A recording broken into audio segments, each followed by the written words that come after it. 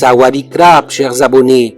Quittons un instant l'Asie pour découvrir un nouveau continent, l'Océanie et plus particulièrement l'Australie. Après un voyage de plus de 7500 km, premier contact visuel absolument époustouflant sur la baie de Sydney depuis l'avion.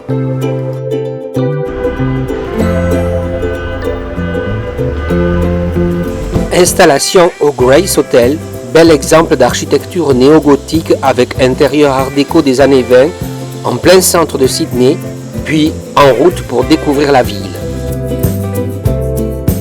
À commencer par le quartier dans lequel nous habitons, le CBD, le Central Business District, donc vous voyez rien à voir avec le cannabis.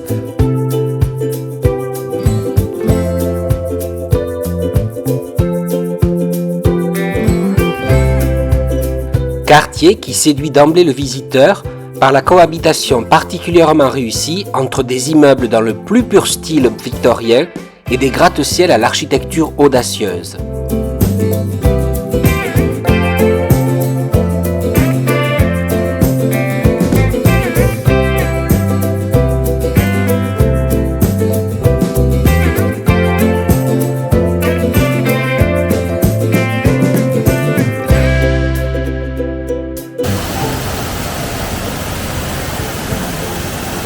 Petit clin d'œil à la fontaine de Martin Place, également surnommée fontaine Matrix puisqu'elle a été utilisée dans le film du même nom, dominée par le Commonwealth Trading Bank Building et le General Post Office qui date de 1891.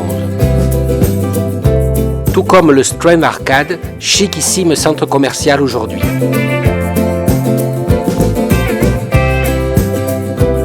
Et toujours ce mélange séduisant entre l'architecture victorienne de l'hôtel de ville de Sydney,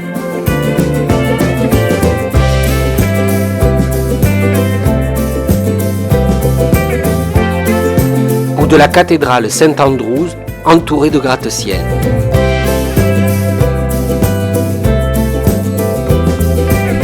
Et finir la visite du quartier par le Queen Victoria Building.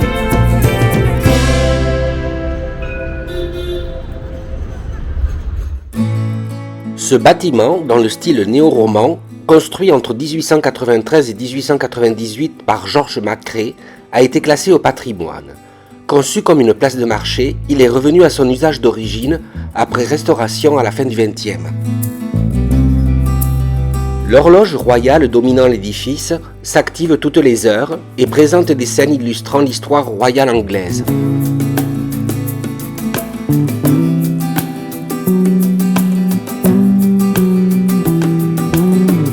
Poursuite de la promenade dans le quartier The Rocks, quartier au charme désuet, avec ses belles maisons du 19e et ses ruelles où se nichent de charmants petits cafés.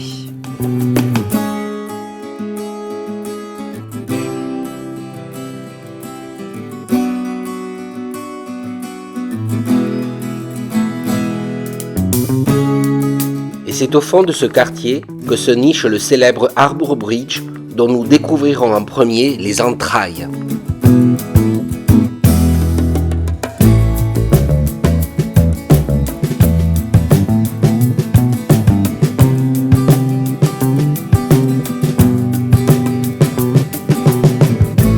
Mais pour mieux le découvrir dans son intégralité depuis Circular Bay, d'où partent tous les ferries pour découvrir les autres quartiers de Sydney.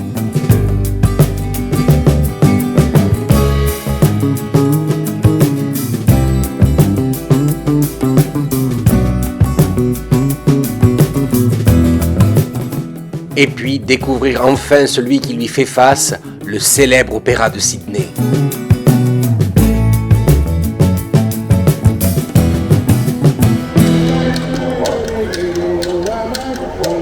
Et petite parenthèse enchantée, tomber sur deux aborigènes entonnant des chants traditionnels.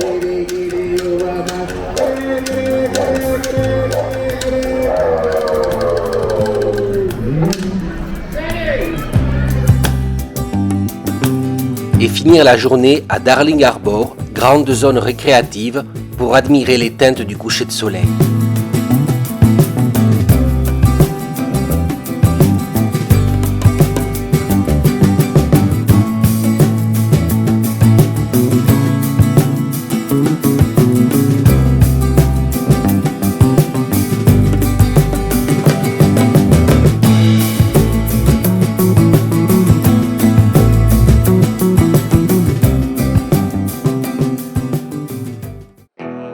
Nouvelle journée, nouveau quartier, Newtown.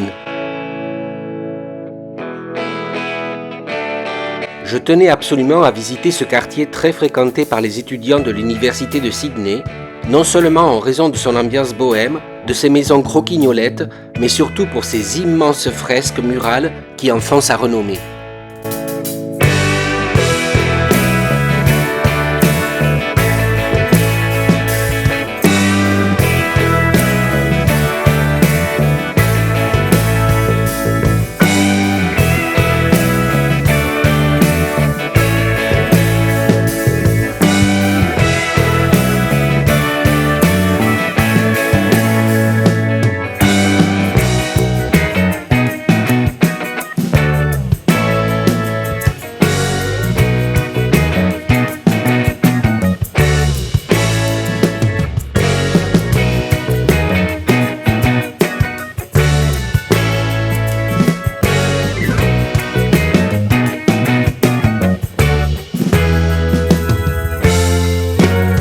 Quoi de mieux que ce magnifique au coucher de soleil sur une mer turquoise pour enchaîner sur les plages de Sydney.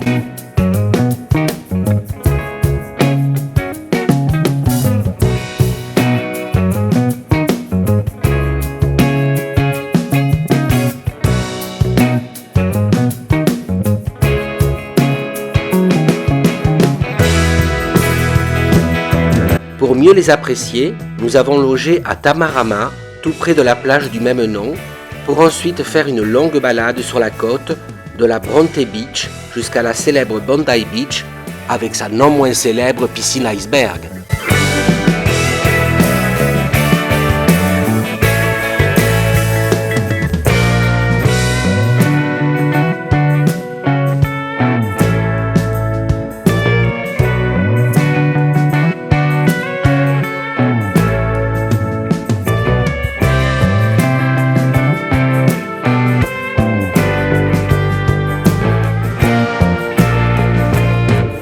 Nous avons enfin pu voir de magnifiques surfeurs australiens. Ou pas.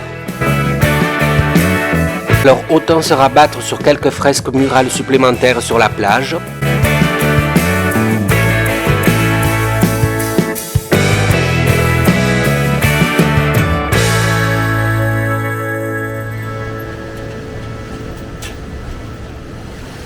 Et se laisser bercer par le doux bruit des vagues pour clôturer cette journée. Mais sans l'ombre d'un seul kangourou, malheureusement.